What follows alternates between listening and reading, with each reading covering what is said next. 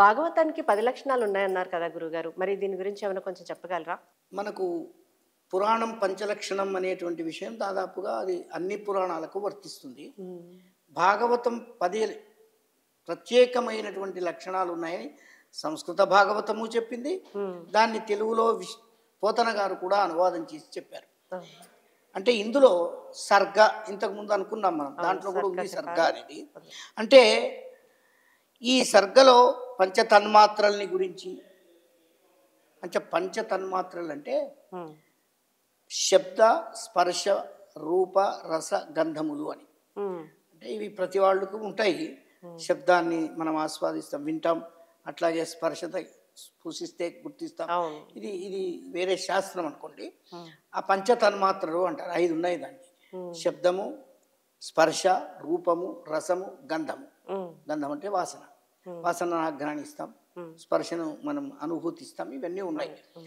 అవన్నీ ఈ సర్గలో వస్తాయి అని చెప్పారు. Hmm. అట్లాగే అహంకారం, ప్రతి వాళ్ళకు కొంత అహంకారం ఉంటుంది. అవన్నీ ఇందులో ఉన్నాయి. పంచజ్ఞానేంద్రియాలు, పంచకర్మేంద్రియాలు, మనస్సు, ఇట్లాంటివి భగవంతుని వల్ల పుట్టడమే ఈ సర్గలో మనకు. భాగవతంలో అది తృతీయ స్కందంలో మనకు తటస్థపడుతుంది అన్నారు. అట్లాగే విసర్గ అనుంది. ఇది విరాట్ పురుషుడు అంటారు భగవంతుణ్ణి. ప్రపంచమంతా వ్యాపించి ఉంటాడు ఆయన. ఈ స్థూల శరీరాలను, మన శరీరాలు లాంటివి సృష్టి చేస్తాడు. అది ప్రతిసర్గ, అది విసర్గ అన్నారు. అట్లాగే స్థానము, మనం ఇంతకుముందు అనుకున్నాం ప్రతిసర్గ అనేది. ఇది స్థానము అనేటువంటి మాట వాడింది భాగవతం.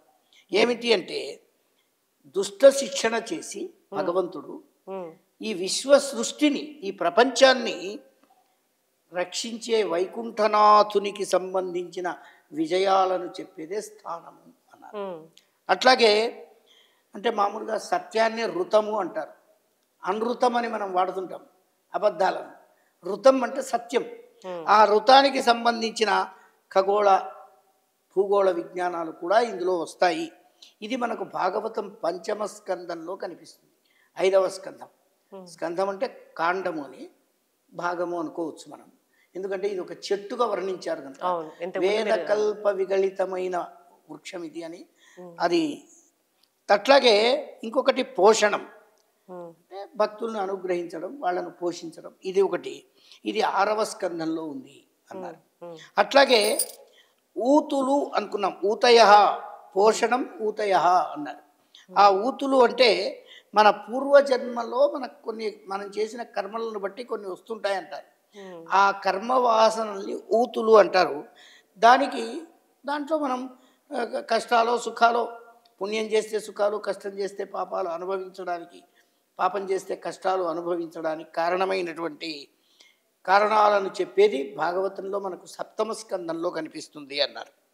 అట్లాగే మన్వంతరం అంటే భగవంతుని యొక్క అనుగ్రహం పొందిన మహానుభావులు, సజ్జనులు, వాళ్ళు ధర్మాన్ని విస్తరించడం కొరకు ఇక్కడ జన్మించి ప్రత్యక్షంగా ఇవి చూస్తూ ఉంటారు. అట్లాంటి వాళ్ళని గురించి 8వ స్కందంలో, అంటే ఈ మన్వంతరాన్ని గురించి చెప్తుంటారు. ఈశానుడు అంటే భగవంతుడు కాబట్టి, ఈశానుడు అంటే భగవంతుని అవతారాలు వర్ణించడం.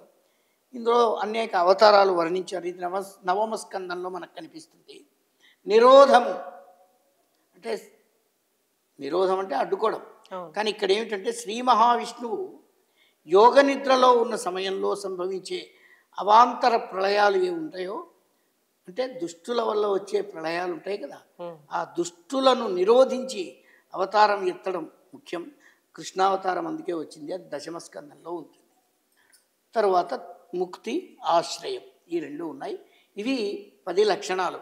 ముక్తి 11వ స్కందంలో ఉంటుంది, ఆశ్రయం 12వ స్కందంలో ఉంటుంది. ఇది సాధారణంగా మనకు దశలక్షణాలు, భాగవతంలో ఉన్నవి అని చెప్పేటువంటి దశలక్షణాలు మనకు ప్రత్యేకంగా ఇందులో చెప్పబడ్డాయి.